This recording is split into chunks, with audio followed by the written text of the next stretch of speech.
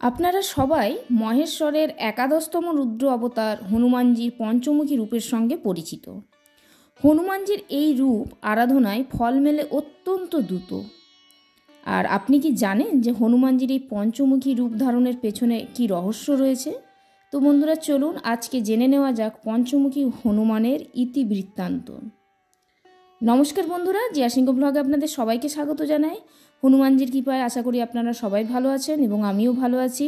বন্ধুরা, ভিডিওটি মূল পর্বে যাওয়ার আগে একটিই অনুরোধ, আপনারা পুরো ভিডিওটি দেখবেন, দয়া করে স্কিপ করে দেখবেন না, অনেক তথ্য তাহলে জানতে পারবেন না। এবং যদি ভিডিওটি ভালো লাগে দয়া করে একটি লাইক করবেন এবং আমার চ্যানেলে নতুন হয়ে থাকলে চ্যানেলটি সাবস্ক্রাইব করার অনুরোধ জানাচ্ছি। তো বন্ধুরা, কেন হনুমানজিকে পঞ্চমুখী রূপ ধারণ করতে হয়েছিল সেই ঘটনাই আজকে বলবো। বজরংবলীর এই 5 মুখ ধারণের পেছনে রামায়ণের এক পৌরাণিক কথা রয়েছে। রাম রাবণের যুদ্ধে রাবণ নিজের পরাজয় নিশ্চিত ভেবে নিজের ভাই পাতালরাজ অহিরাবণকে ডেকে পাঠালো। অহিরাবণ ছিলেন মা ভবানীর উপাসক ও মায়াবী শক্তিতে শক্তিশালী। অহিরাবণ রাবণের কথা মতো সমস্ত বানর সেনাকে মায়াবী শক্তি বলে অজ্ঞান করে রাম ও লক্ষ্মণকে অপহরণ করে নিয়ে পাতালে আটকে রাখেন। বানর সেনা সহ সবার যখন জ্ঞান ফেরে তখন বিভীষণ বিষয়টি অনুধাবন করেন যে এই কাজ অহিরাবণ ছাড়া আর কারো হতে পারে না। বিভীষণ হনুমানজিকে রাম ও লক্ষ্মণকে অহিরাবণের পাতালপুরী থেকে মুক্ত করে আনতে বলেন।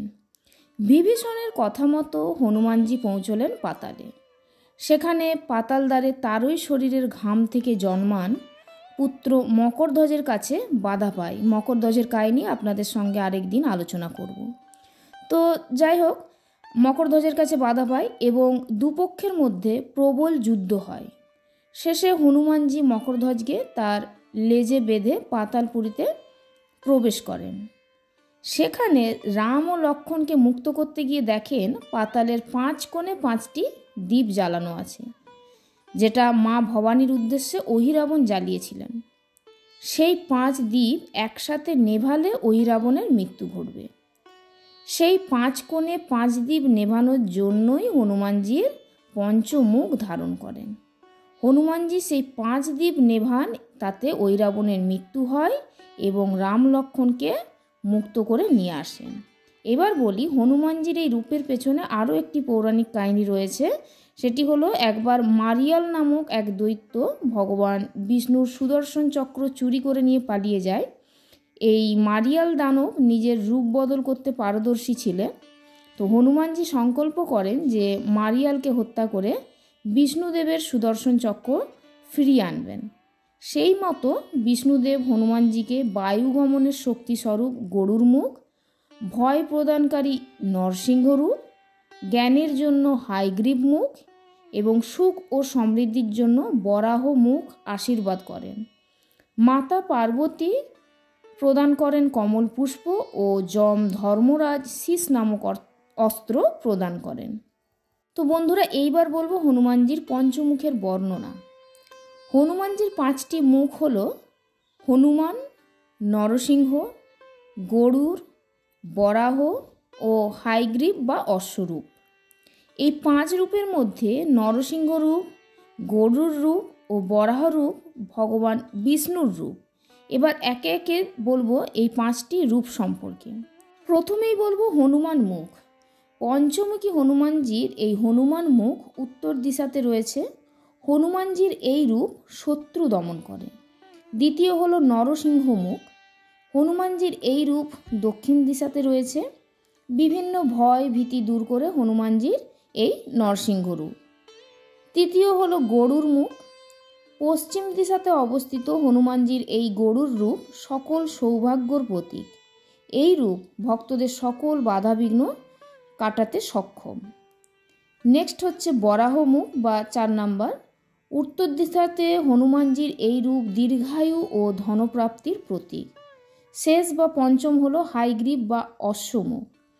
পঞ্চমুখী হনুমানজির এই রূপ ঊর্ধ্ব দিশাতে রয়েছে। এই রূপ ভক্তদের যে কোনো কষ্টের নিবারণ করে, মনের শুভকামনাগুলির ফল পাওয়া যায়।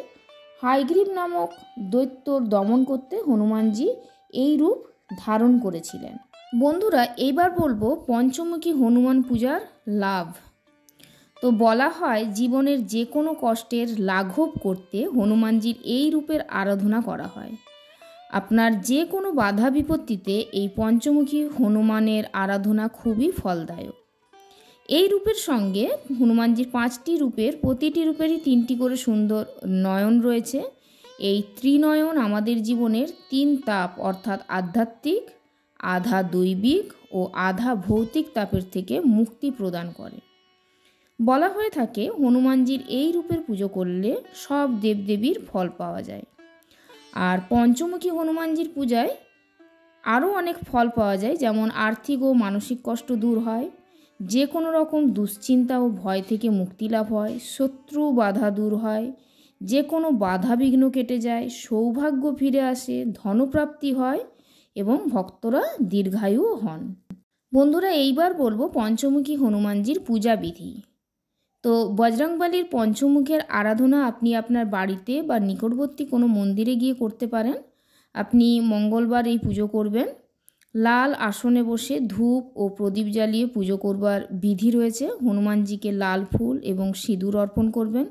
অবশ্যই ব্রহ্মচারী ব্রত পালন করবেন এবং নিরামিষ আহার গ্রহণ করবেন। বাড়িতে কোনো পঞ্চমুখী হনুমানজির ছবি থাকলে সেটিকে বাড়ির প্রবেশদ্বারের ওপর লাগান, যাতে যেতে আসতে আপনার বাড়ির সকল সদস্যর সেই ছবিটি চোখে পড়ে। কলিযুগের একমাত্র দেবতা হনুমানজি এই রূপ ধারণ করেছিলেন দুষ্টের দমনে। এর 5টি মুখেরই আলাদা আলাদা মাহাত্ম্য রয়েছে, তাই যে কোনো প্রকার ভূত, প্রেত বা শত্রু ভয়, মৃত্যু ভয় বা শৌর্য প্রাপ্তির জন্য এই পঞ্চমুখী হনুমানজির পূজা করা হয়। যদি আপনি কোনো সমস্যার মধ্যে থাকেন তাহলে আপনিও শুরু করুন এই পঞ্চমুখী হনুমানজির পুজো। জয় বজরংবলীর জয়, জয় হনুমানজির জয়। এই বলে আজকের ভিডিও শেষ করছি। যদি ভালো লাগে একটি লাইক করবেন এবং নতুন হয়ে থাকলে চ্যানেলটি সাবস্ক্রাইব করে পাশে থাকুন। পরের বার নতুন কোনো ভিডিও নিয়ে আসবো। ভালো থাকবেন, ধন্যবাদ।